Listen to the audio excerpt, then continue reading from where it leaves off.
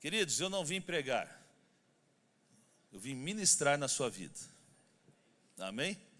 Então prepara que vai vir chumbo do céu aí, em nome de Jesus, para a sua vida, para a sua casa, para o seu casamento.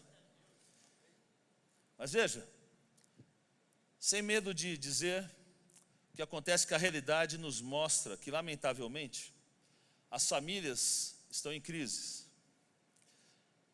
Eu não estou dizendo que a sua família está em crise, mas de uma maneira geral as famílias estão em crise. E cada vez mais há maiores níveis de divórcio, de separação, de abuso, de violência familiar. E eu posso falar isso com propriedade porque na semana a maioria de casos que eu atendo no meu gabinete são de problemas familiares.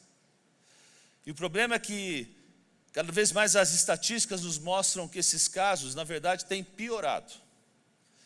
Mas a boa notícia é que Deus segue tendo poder para trazer cura, tendo poder para restaurar e tendo poder para abençoar as famílias. Você pode dar uma glória a Deus? Glória a Deus. Agora veja que interessante, porque eu chamei esse tema de hoje de lar docilar. Quem quer ter um lar docilar aí? Opa, que beleza, né? Mas veja, há uma grande diferença entre ter uma casa e você ter um lar. Há uma grande diferença. A casa é o lugar do seu endereço. O lar é o lugar onde está o seu coração. A casa tem um preço. O lar não tem preço. A casa se constrói com tijolos, com cimento. O lar se constrói com amor, com dedicação. A casa é onde nós temos um teto. O lar é o lugar onde nós temos segurança. Na casa a gente encontra comodidade. No lar nós encontramos honestidade. A casa te protege do frio da chuva. O lar te protege de tristezas e solidão. Na casa tem cama, tem travesseiro. No lar tem paz, tem harmonia. Na casa nós compartilhamos quartos, compartilhamos habitações. No lar compartilhamos tristezas e compartilhamos alegrias. Queridos, a gente pode ter 1000 casas, mas a gente só pode ter um lar. E eu quero compartilhar nessa noite alguns princípios da palavra de Deus que vão nos ajudar, e não somente a termos um lar docilar, mas nós temos um lugar alegre e princípios que nos ajudarão a nos desfrutar de nossa família. Quem quer isso para a sua vida, em nome de Jesus? Amém? Eu gostaria de começar dizendo o seguinte: um lar feliz é uma prévia do céu. Porque um lar triste com problema é uma amostra do inferno. E a gente vai começar trabalhando um texto que se encontra em Mateus 7, 24 a 27. Não está na tela, mas você me acompanhe para pouparmos o tempo aqui.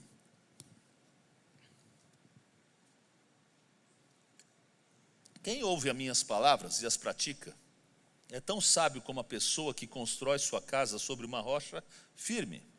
Quando vierem as chuvas e as inundações e os ventos castigarem a casa, ela não cairá, pois foi construída sobre rocha firme. Mas quem ouve meu ensino e não o pratica é tão tolo como a pessoa que constrói sua casa sobre areia. Quando vierem as chuvas e as inundações e os ventos castigarem a casa, ela cairá com grande estrondo. Até aqui. Veja, essa passagem é famosa. Acho que todos nós, de uma certa forma, já lemos, já vivemos, já estudamos essa palavra. Trata aqui de um conselho dos mais importantes que Jesus trouxe e dá às famílias. E Jesus nos ensina nessa passagem que o mais importante numa casa, em um lugar, em uma família, na verdade é o seu fundamento. Jesus nos ensina que um homem sábio constrói a sua casa sobre a rocha, acabamos de ler isso, né? Constrói a sua casa sobre um fundamento sólido, firme, estável. E isso é muito importante porque nessa mesma passagem Jesus agora nos ensina que mais cedo ou mais tarde vão vir tempestades, vão vir chuvas, vão vir rios subirão, os ventos soprarão. E somente há 2 classes de família, conforme o texto nos mostra: aqueles que construíram a sua casa sobre a rocha e aqueles que construíram a sua casa sobre a areia. Agora veja que interessante, que o que faz a diferença é que quando chega esse tempo da tempestade, sabe, nunca vai ser o valor da casa, nunca vai ser o preço da casa, nunca vai ser o tamanho da casa que vai valer. O que vai valer é o seu fundamento. De nada serve uma casa grande, uma casa bonita, e não tem fundamento de nada. De nada serve uma casa valiosa, gostosa, e não tem fundamento. Porque na hora da tempestade, na hora da tormenta, na hora da prova, o que sustenta a casa, o que vai sustentar um lar, o que sustenta uma família, é o que? Estão ouvindo? O fundamento. Agora, a diferença de uma casa construída sobre uma rocha e a outra construída sobre uma areia, é que construir sobre a rocha não se trata somente da palavra de Deus. Trata-se da aplicação da palavra de Deus. É diferente. Nós devemos pôr em prática a palavra de Deus e obedecer a palavra de Deus. Logo, eu edifico a minha casa sobre a rocha quando eu ponho em prática a palavra de Deus. Em outras palavras, quando eu a obedeço, quando eu vivo a palavra de Deus. Portanto, não basta somente escutar a palavra de Deus. Não basta você meditar na palavra de Deus. Não basta você memorizar a palavra de Deus. E não basta nem você crer na palavra de Deus. Temos que obedecê-la e colocá-la em prática. É bem diferente. Isso quer dizer que você vai tratar a sua esposa como a Bíblia diz que tem que tratar. Não como os filmes ensinam que se trata. Você tem que tratar o seu marido, o seu esposo, como a Bíblia ensina, não como a novela ensina. Você tem que tratar e criar seus filhos como a Bíblia ensina e não como o mundo ensina. Você tem que administrar o seu dinheiro como a Bíblia ensina e não como os amigos ensinam. Você vai colocar Deus dentro da sua casa e a sua palavra como fundamento do lar. Dá para entender? Me diga amém. Não sei se você já ouviu, mas eu já vi pessoas que, quando estão construindo casa, como simbolismo, colocam uma Bíblia no seu fundamento, né? E depois constrói a casa sobre a Bíblia. Esse é um ato simbólico muito bonito, mas na verdade, você pode colocar 100 Bíblias lá embaixo. Se você não obedecer a Bíblia, não vai adiantar absolutamente nada. Agora, por outro lado, quando você constrói a casa sobre areia, é como você escutar a palavra de Deus e você não colocá-la em prática. Eu escuto a palavra e não ponho em prática. Construo minha casa sobre areia, é como eu tomo a palavra de Deus, eu ouço a palavra de Deus e não a levo a sério. Eu construo minha casa sobre areia quando eu creio em Jesus, porém não estou disposto a obedecer a Jesus. Eu construo minha casa sobre areia quando eu escolho a comodidade sobre o compromisso. E finalmente eu construo minha casa sobre areia quando eu tenho uma religião e eu não tenho um relacionamento com Deus. Ou seja, eu tenho um monte de regras, mas eu não tenho intimidade. Então, meus irmãos, não funciona eu edificar metade da casa na rocha e metade da casa na areia. A gente não pode tomar o sentido, tomar assim, eu gosto dessa palavra, rejeito aquela que eu não gosto. Eu vou obedecer aquela que me convém e não vou obedecer aquela que não me vai fazer bem, que não me convém. Se eu quero ter um lar docilar, eu tenho que aplicar todo o conselho de Deus para a minha vida e para a minha família. Agora, o que revela qual é o fundamento de sua casa, sabe o que é? As tempestades da vida. Aí que é o problema. Porque cedo ou tarde, o fundamento do seu lar, da nossa casa, da nossa família, vai ser provado. Porque, como a gente já explicou, Jesus nos adverte que todo lar vai passar por adversidade. Toda casa vai passar por tempestades. E é nesse momento que os seus fundamentos vão ser provados. É onde o cimento vai brilhar. É onde vai se revelar sobre o que você construir a sua casa, sobre a rocha ou sobre a areia. Porque no tempo da tempestade, algumas casas vão permanecer firmes, mas outras vão cair. E seu lar não vai cair se você estiver edificado sobre a rocha. Amém? Agora, ele vai cair se você estiver edificado sobre a areia. Essa história que Jesus fala me faz lembrar quando uma família que vai para a praia, não sei se você já tem filhos pequenos, acredito que sim, quem teve filhos aqui, e já levou à praia, e você brincou de areia, construindo um castelinho de areia na praia. Já fez isso? Quem já fez isso? Eu já fiz, aí, ó. Então você sabe o que eu estou dizendo. Constrói lá um castelinho bonito, põe umas torrinhas, põe um muro aqui, tá beleza, você está campeão no castelo. Vem a onda do mar, leva. Não é isso que acontece? Não adianta. O que acontece, na verdade, Jesus nos ensina, não construa sobre a areia, construa sobre a rocha. E o fundamento, o cimento da casa, meus irmãos, é algo que não se vê. Mas, entretanto, é o mais importante da construção. E há coisas na sua família, na sua casa, que ninguém vê. Há coisas que acontecem no lar que ninguém conhece. No entanto, nos momentos da tempestade, as pessoas vão dar conta que edificaram sobre a areia ou sobre a rocha quando elas aflorarem. Se você é somente um ouvinte da palavra, ou se você é realmente um praticante da palavra. Vou dar um exemplo. Ninguém vê sua oração, ninguém vê sua vida de comunhão com Deus, ninguém está vendo o seu devocional. No entanto, vai reluzir tudo isso no tempo da tempestade. Porque onde outros afundam, você se mantém flutuando. Onde outros caem, você permanece firme. Aqui é um povo que está construindo na rocha aí, amém? Amém, glória a Deus. Então as coisas que nós fazemos como família, às vezes ninguém vê, ninguém conhece, mas são revelados naquele momento da prova, são revelados nos momentos da dificuldade, nos momentos dos problemas, porque aí é onde o invisível se torna visível, onde o que ninguém via começa a sair agora na luz. Por isso que é importante como família que você tenha tempos de oração, que você tenha tempos para estudar a palavra de Deus, para fazer o seu devocional, para que você impute princípios, impute valores da palavra de Deus sobre os seus filhos, que como família, você seja uma família que sirva aos demais, seja uma família generosa. São coisas que ninguém vê, mas mais cedo ou mais tarde vão aparecer, vão reluzir, porque certamente tempestades virão para todos. Olha como Jesus trata em Mateus 6, versículo 6.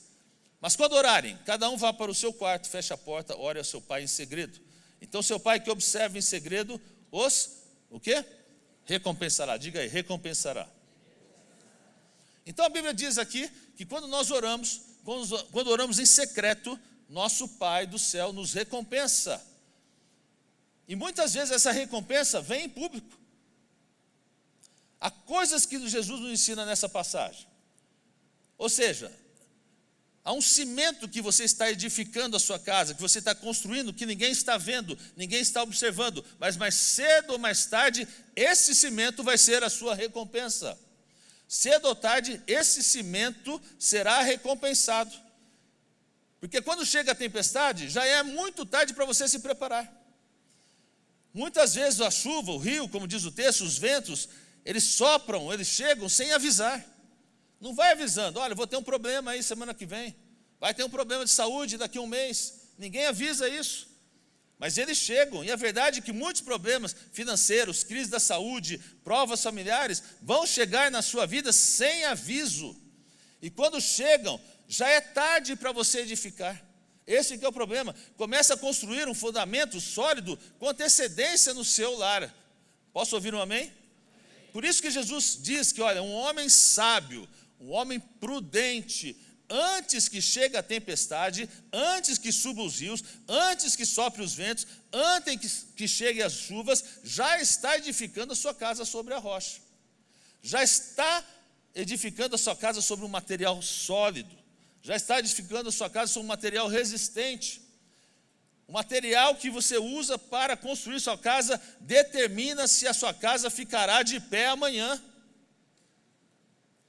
Então as decisões que você toma no presente de hoje vão afetar o futuro da sua casa. Vão afetar o futuro do seu lar, dos seus filhos, da sua família. Por isso, meu irmão, nós temos que ser intencionais. Ou seja, o que estamos fazendo pela nossa casa, pela nossa família nesse tempo. O que estamos fazendo pela nossa casa, pela nossa família, pelo nosso casamento nesse tempo. Sobre o que estamos edificando o futuro dos nossos filhos. Sobre o que estamos edificando o nosso lar. Nós devemos ser intencionais. Devemos edificar nossa família, nossos filhos, nosso cônjuge, sobre a rocha. Posso ouvir o amém sobre isso? Agora vamos para Salmo 127, versículo 1. Diz assim: se o Senhor não constrói a casa, o trabalho dos construtores é vão. Se o Senhor não protege a cidade, nada adianta guardá-la com sentinelas. Essa passagem é muito importante porque termina de completar toda a ideia que nós estamos trabalhando aqui no primeiro ponto. Nós temos que fazer a nossa parte. edificar a nossa casa sobre a rocha. Até aqui está claro, amém? Devemos ser intencionais. Mas a Bíblia ensina claramente aqui que se Deus não estiver no assunto, se Deus não estiver no negócio de edificar a casa, é em vão o seu trabalho. O que eu quero dizer com isso é que temos que ter Deus no centro de tudo, no centro da nossa família. Então não se trata de edificar sozinho, mas se trata de edificar com Deus. É bem diferente. Deus é o arquiteto e você, sua esposa, é o pedreiro. Essa que é a verdade. Você é o construtor, mas Deus é o arquiteto. Veja, nenhum esforço que podemos fazer no nosso lar é suficiente se Deus não estiver no assunto. É isso que o salmista quis dizer. Então, se você quer viver um matrimônio, se você quer ter uma família abençoada, você necessita da ajuda de Deus. Você necessita do conselho de Deus. Você necessita da direção de Deus. Você necessita da palavra de Deus. Uma vez mais, não adianta construir um lar, uma família, uma casa, se Deus não estiver no assunto. Em vão trabalharão os pedreiros, se Deus não for o arquiteto. Então eu quero deixar esse fundamento. Necessitamos da ajuda de Deus, necessitamos da palavra de Deus, sobretudo necessitamos colocá-la em prática, obedecê-la e vivê-la. Amém? Vamos construir nossa casa onde? Na rocha. Deu para entender até aqui? Então tá bom, vamos aprofundar um pouco mais agora. Quem quer ter um lar agora saudável? Eu também quero. Um lar saudável é um doce lar. Mas é impossível termos um lugar doce sem primeiro termos um lugar saudável. E para termos um lugar saudável, nós primeiro temos que ter um coração saudável. E eu gostaria de compartilhar primeiro 3 verdades sobre a saúde interior que você tem que ter. A primeira verdade sobre a saúde interior é que todos somos feridos durante a nossa vida. Apocalipse 21:4 diz assim: Ele desenxugará dos olhos toda lágrima, não haverá mais morte, nem tristeza, nem choro, nem dor. Todas essas coisas passaram para sempre.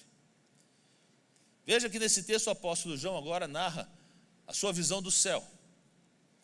Mas e diz que no céu não haverá dor, não haverá morte, não haverá tristeza, não haverá pranto. Glória a Deus por isso. Quem quer estar lá? Quem quer ir hoje para lá? Bom, ninguém. Hoje não, irmão, porque é isso.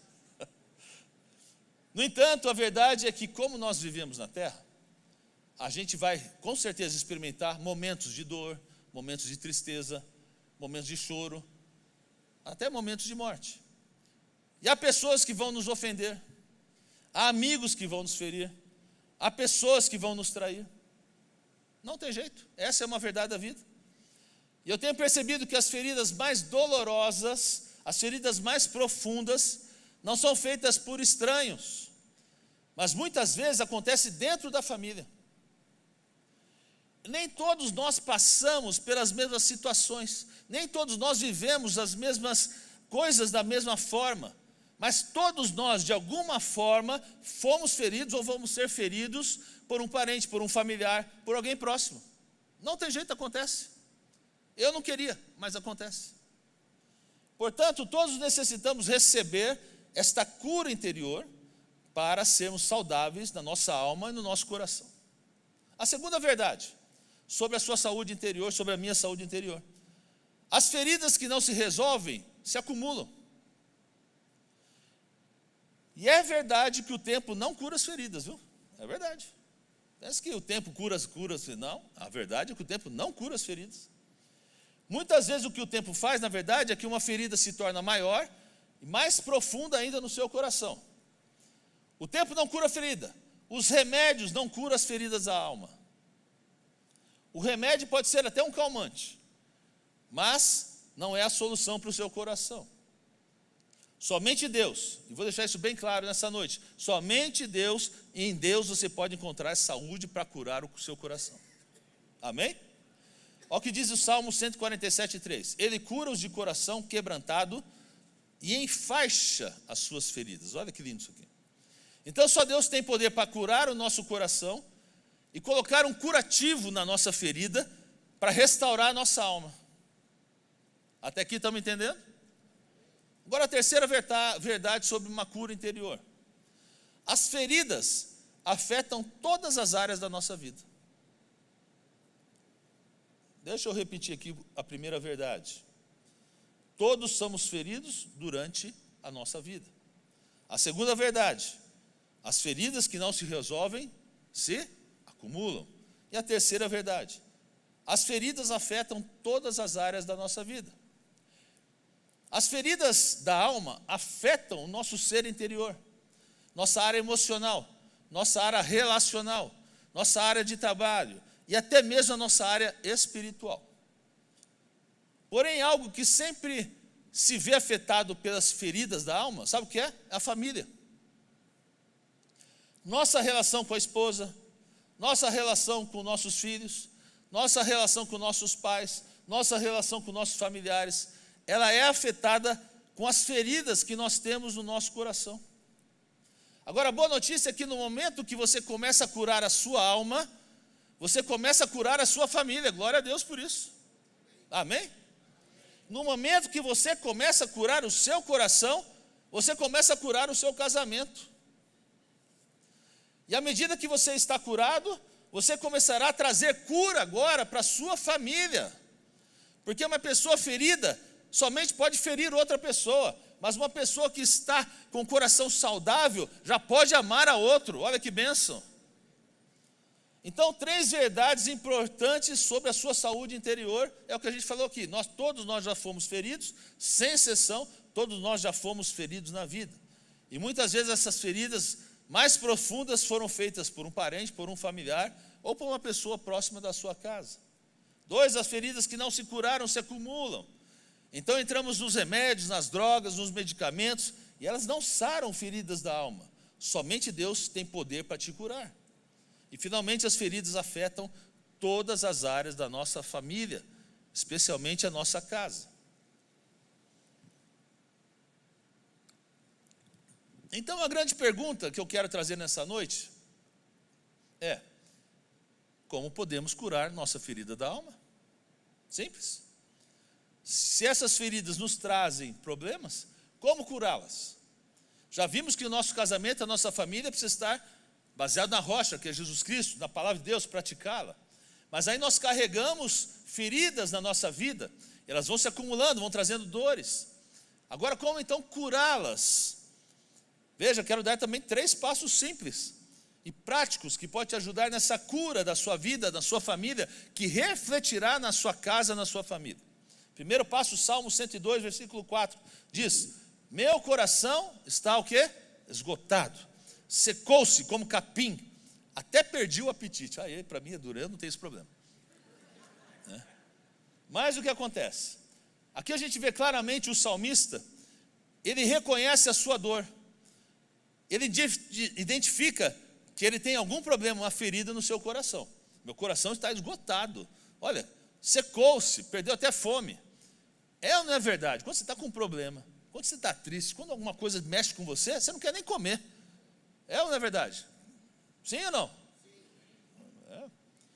Então o primeiro passo para a cura é reconhecer nossas feridas, identificar onde está a ferida, onde está a dor em nosso coração. Então reconhecer e identificar aonde está essa ferida e essa dor. Você não consegue curar aquilo que você não identificou. Você não pode curar se você não pode identificar onde está essa ferida, onde está o problema. Porque enquanto você não identifica a ferida, essa ferida continua sangrando no seu coração. Enquanto você silencia essa dor, a dor segue acumulando a sua vida. Eu lembro uma vez, eu ia ministrar sobre perdão. E naquela ocasião eu entreguei para o meu pai, falei assim: pai, vê aí se está bom. Eu já contei isso aqui, mas para quem não quer, tem gente que é a primeira vez, vai ser a primeira vez. Aí eu falei assim: pai, vê se isso aqui está bom, se a mensagem está boa, se eu não estou falando nenhuma bobeira, se a linha está boa, porque você vai trabalhar. Estava falando sobre Jacó e Esaú. tá bom. Aí meu pai chega e fala assim, muito bom essa palavra. Tem um problema. Resolve o teu problema com a tua irmã. Como eu tenho duas, você não sabe quem que é mesmo, está tudo certo. Eu falo, pai, mas eu não tenho problema com a minha irmã. Resolve o problema com a tua irmã. Senão você não vai ter autoridade para ministrar. Eu falei, caramba. Isso foi logo uma terça-feira. Eu ia pregar no domingo. Eu falei, tá bom, vou pensar, vou orar, né? Mas não tinha problema com a minha irmã, né? Eu falei assim, caramba, fiquei pensando qual o problema que eu teria com a minha irmã. Aí chegou na quarta-feira, meu pai falou, e aí, resolveu o problema? Eu falei assim, não, ainda estou pensando ainda, pai, fica tranquilo e tal. Mas na quinta-feira, eu falei, tem que resolver esse problema. Peguei o telefone e liguei. Escuta aqui, tudo bem? Opa, beleza. Eu falei assim, olha, se alguma vez no passado, né, eu fiz alguma coisa que deixou chateado, você não gostou, de repente eu falei alguma coisa, né, eu estava em paz totalmente, eu não tinha nada com a minha irmã. Você me perdoa. Foi exatamente desse jeito. Sabe o que ela respondeu? Não tem nada não, está tudo bem. Então tá bom, um beijo, tchau. Acabou. O que aconteceu? Meu pai me perguntou, resolveu com a tua irmã? Pai, resolvi, falei que não tinha nada. Beleza, acabei, estou em paz. Meu pai também está em paz. Pois na sexta-feira encontro com o meu cunhado. Tudo bem, beleza. Eu falei assim, rapaz, o que você falou com a tua irmã ontem? Você ligou para ela? Liguei. O que você falou com ela? Bati um papo só com ela, está tudo bem, tal, beleza. Rapaz, porque ela desligou o telefone, começou a chorar, ficou quase meia hora chorando, não sei o quê, papapá. Eu falei, meu Deus. Olha o que é uma ferida. Olha aquilo que está lá na alma. Para mim, eu não tinha nada. Mas para ela, tinha tudo. Só o fato de eu falar assim, se tem alguma coisa que realmente eu machuquei, me perdoa e tal. Para ela foi o bálsamo que trouxe a cura naquele momento. Então veja, nós precisamos identificar, saber onde está o problema. Porque enquanto você não identifica essa ferida, ela continua sangrando na sua vida. E talvez nem sei o que eu fiz, mas, porque ela nunca me falou nada, né? Chorou, mas não falou nada. Talvez aquilo que a gente teve, desentendimento quando era criança, quando era jovem, quer dizer, hoje, depois de tantos anos na vida adulta, para mim não significava nada, mas essa dor ainda estava sangrando no coração dela. Então, enquanto você silencia essa dor, a dor segue acumulando a sua vida. Você consegue entender, amém? E por isso é tão importante você ser honesto com você mesmo, você ser honesto inclusive com Deus, porque nós não podemos curar uma ferida se a gente tenta escondê-la, se a gente tenta ocultá-la.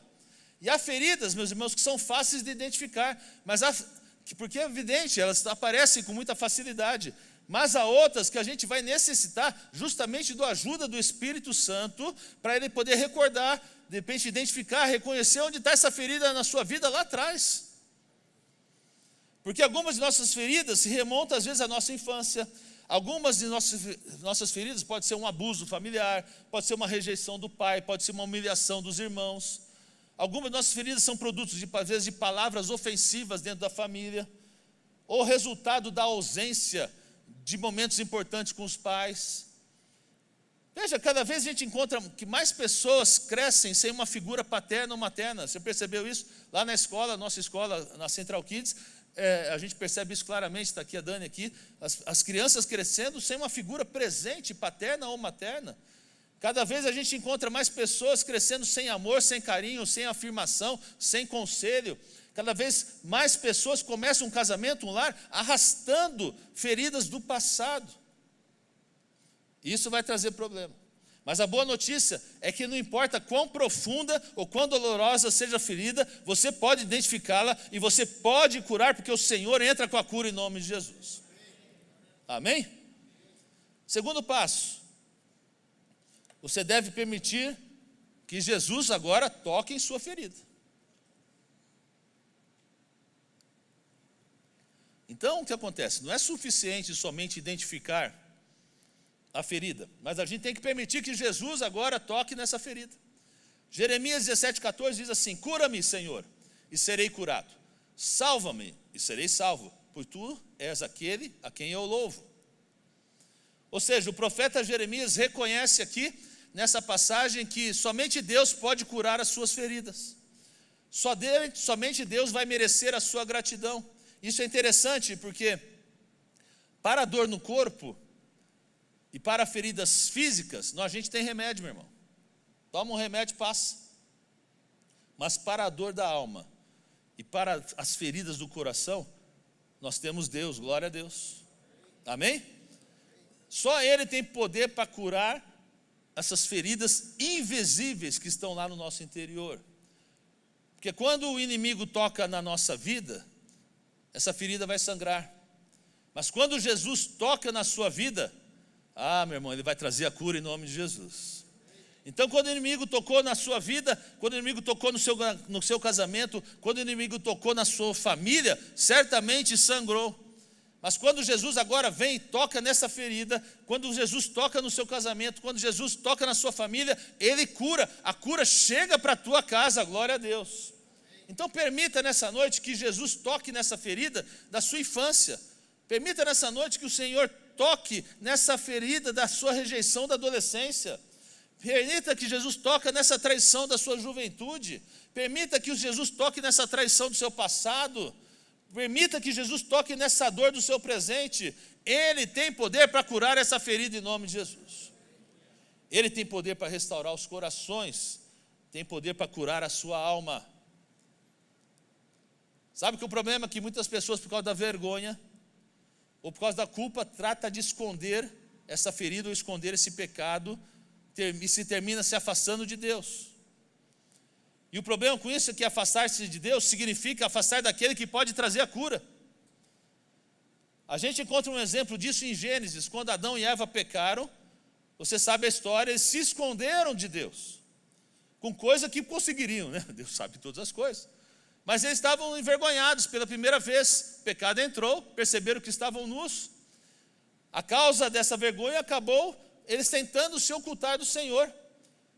E tem muita gente que tem medo de que Deus vai fazer algo mal, sentem culpa, às vezes, pelo que fizeram ou pelo que passaram. Mas, meu irmão, Deus não está no negócio de culpar ninguém. O negócio de Deus é curar todos. Ele não quer te condenar, mas Ele quer te restaurar. Glória a Deus por isso. Você pode chegar confiadamente, como diz a palavra de Deus, no trono da graça e receber perdão, misericórdia e amor por parte de Deus. Então é tempo de você vencer sim essa culpa, vencer essa vergonha que te afasta de Deus. Permita que Jesus toque na sua ferida e cure o seu coração. Posso ouvir o amém? E finalmente, você deve ser responsável pelo processo. A cura da nossa alma não é um evento, mas é um processo. Você não é culpado pela ferida, mas você é responsável pelo processo. Ou seja, você não precisa sentir-se culpado pelas feridas que outros fizeram na sua vida. Você não é culpado pelas feridas do seu passado, mas você é responsável pelo processo da sua cura. Ou seja, não podemos controlar as ofensas de outras pessoas, mas podemos sim controlar qual vai ser a nossa resposta a essas ofensas. Você nunca poderá ser curado se você vive justificando os seus erros, ou as quedas, ou culpando outros pelo momento difícil que você teve no passado, ou pelas feridas do passado. Porque a sua cura interior não depende do que os outros fazem ou deixam de fazer, porque a sua cura não depende deles, depende sim de Deus. E se Deus é o doutor da sua alma, o perdão é o remédio para o seu coração. Vou repetir isso aqui, se podia dar um amém melhor aí. Ou seja, se Deus é o doutor da sua alma, o perdão é o remédio para o seu coração. Então você vai ser saudável. Quer um lar saudável? Quem quer um lar saudável? Amém? No momento que Jesus, então, toca no seu coração e você está disposto a perdoar e pedir perdão. Não depende de mais nada. Não depende de outras pessoas. Não depende da sua família, só depende de Deus. Mas você tem que ser o responsável por esse processo da cura. Mas como é que eu vou ser o responsável? Pedindo perdão e perdoando os outros. É simples. Eu não vou destrinchar toda uma matéria de perdão aqui, que daria um outro sermão aqui, mas o processo é esse. Mateus 6, 14 e 15 diz assim, pois se perdoarem as ofensas uns dos outros, o Pai Celestial também lhes perdoará. Mas se não perdoarem uns aos outros, o Pai Celestial não lhes perdoará as ofensas. Então Jesus nos ensina que perdão não é opcional. Se quer ser perdoado, você tem que estar disposto a perdoar. Se quer curar o seu coração, tem que estar disposto a perdoar aqueles que te ofenderam ou familiares que te machucaram. Temos que ser intencionais em perdoar e pedir perdão. Eu lembro de uma amiga minha que estudou comigo na faculdade. E quando nós estávamos conversando sobre, o professor pastor estava ministrando sobre perdão, o pastor falou uma coisa muito difícil naquele momento. Que você realmente tinha que perdoar, mas o pastor colocou uma situação que eu não entendo que é dessa forma, e trouxe um conflito na sala de aula. Que ele falou que ela deveria procurar a pessoa que a machucou e dizer claramente: eu te perdoo pelo mal que você fez na minha vida. Tudo bem, se você for ver Mateus 18, tem essa corrente, tem essa linha de você deve chegar à pessoa e se entender. Pois essa moça começou a chorar. E falou: eu não aceito isso. Eu não entendo que esse é o caminho. E ela abriu o coração lá na sala e ficou: ah, meu Deus. Por quê? O pai dela havia abusado dela na adolescência. Depois o pai se separou, separou da mãe, mudou-se para o Nordeste, e ela viveu com a mãe com essa marca. Não foi uma vez só, foram várias vezes. E quando agora trata-se do perdão, veja bem o que acontece. Mas como eu posso agora, quer dizer que eu tenho que chegar na pessoa que me machucou, abusou de mim, e falar que você perdoou por todo o mal que ele fez na minha vida? Veja, na verdade, não há uma necessidade de você chegar à pessoa para isso. Mas há sim uma necessidade de você perdoar o que aconteceu. Porque se você quiser viver com um coração saudável, ter uma família saudável, você tem que fazer o perdão como um estilo de vida. Por isso que não se trata de um sentimento, mas se trata de uma decisão. O perdão tem que ser uma cultura dentro do seu lar. E acabou que eu acabei ministrando para essa minha amiga, e falei assim: olha, não se trata disso. Você tem que realmente declarar o perdão, porque isso está trazendo mal na sua vida, na sua família, na sua história, e você tem que tirar essa canga, isso que traz um peso no seu coração. E quando ela entendeu isso, nós então oramos juntos, e ali ela então entregou essa situação ao Senhor, e ali ele conseguiu perdoar o pai dela, e acabar e selar isso no reino espiritual, no qual já essa situação já não mais interferia nos seus sentimentos, nas suas emoções, e essa ferida foi curada por dentro. Então, se queremos ter uma família forte, saudável, a cultura do lugar deve ser o perdão, meu irmão. Porque ofensas vai haver, mal entendido vai haver, discussão vai haver, mas o que não pode faltar na sua casa, em seu lar, em sua família, é a cultura do perdão. Posso ouvir amém? Não é fácil. Como eu disse, não vou aqui trabalhar o perdão, posso trabalhar numa outra ministração. Mas é importante nós estarmos prontos para isso. Para fechar, eu li uma história que aconteceu no Irã. Olha que interessante. Os pais de uma vítima de assassinato iam ser testemunhas presenciais quando agora o condenado à morte seria executado. Não somente esses pais tinham a oportunidade de presenciar a execução do assassino do seu filho, mas também tinham a oportunidade de perdoá-lo e livrá-lo da morte. Isso aconteceu no ano de 2014. 2 jovens brigaram e um acabou matando o outro. Iniciou-se um julgamento que durou 7 anos. O júri condenou o rapaz que matou como assassino, culpado, e condenou à morte.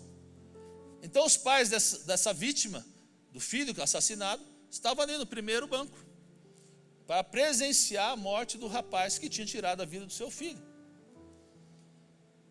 O que acontece é que o carrasco vem então, coloca uma corda sobre o pescoço do condenado.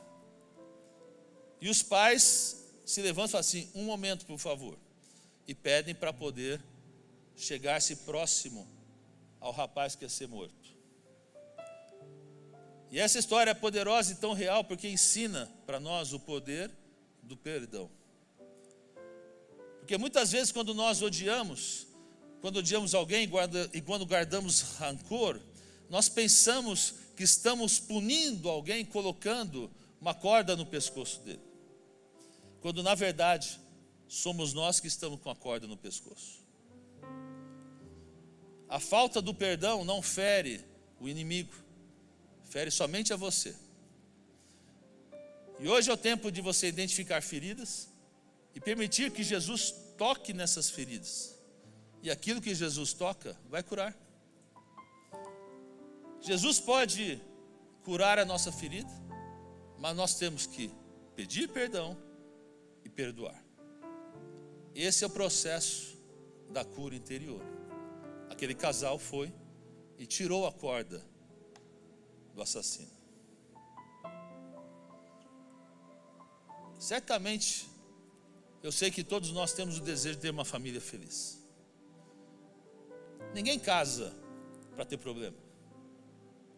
Ninguém casa para pensar que as coisas deem errado. Ninguém casa para separar.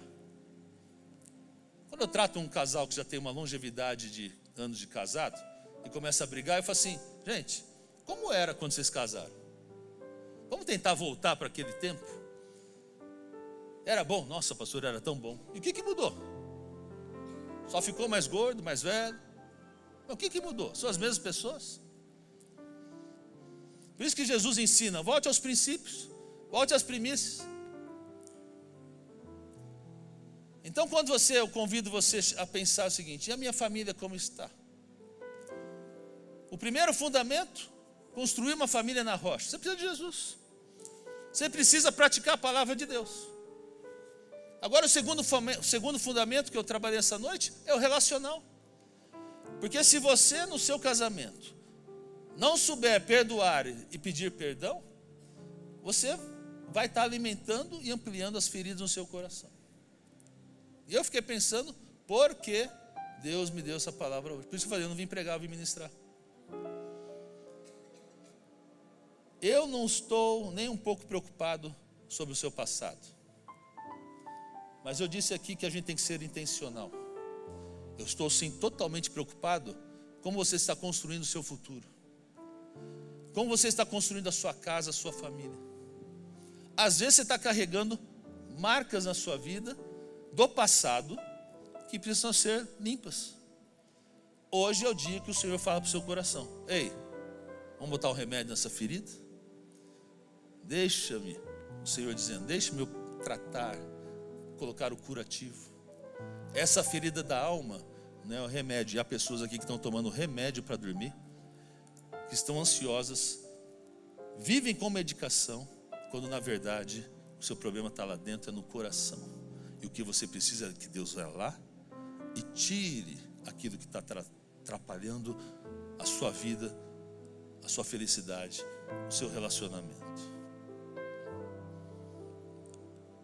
Se você quer um casamento que triunfa, se você quer um casamento ou uma casa que você pode chamar de lar docilar, você precisa de Jesus, dos princípios, e aprender a perdoar e receber perdão. Vamos ficar de pé? Eu vou usar aqui nessa noite, como eu disse, porque o Espírito Santo bate no meu coração e fala assim: olha, há pessoas que precisam ser curadas. E eu aqui não estou nem um pouco preocupado o que é. E veja, outra coisa, não se envergonhe de nada. Se há vergonha que você deve ter, é a vergonha de não querer a cura. Esta é a vergonha que talvez você devesse ter. Porque a vergonha de receber a bênção de Deus, essa você não pode ter.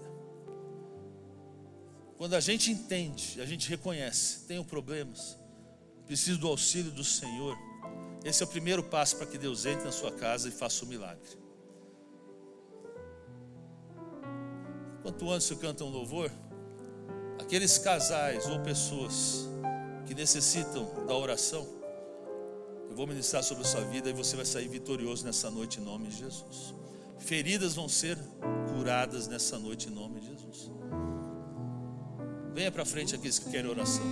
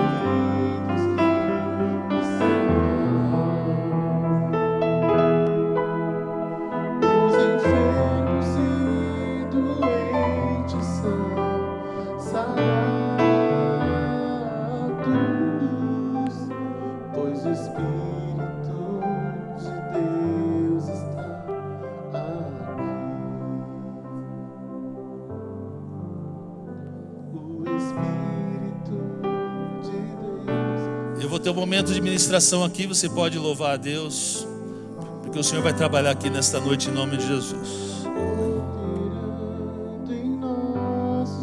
Depois orarei com todos.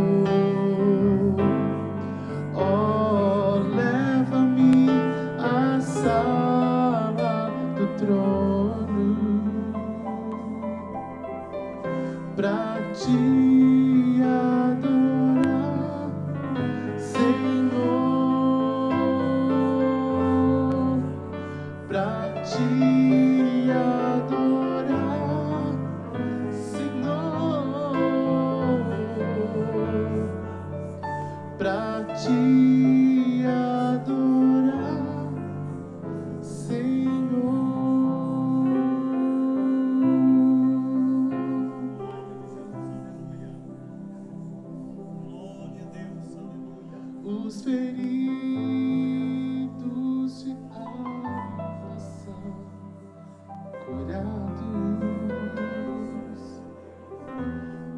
cativos e oprimidos livres são. Os enfermos e doentes são sarados, pois o Espírito de Deus está. Muito bem. Olha, o Espírito Santo ministrou aqui coisas tremendas. Mas antes de orar por vocês e por todos, encerrando aqui,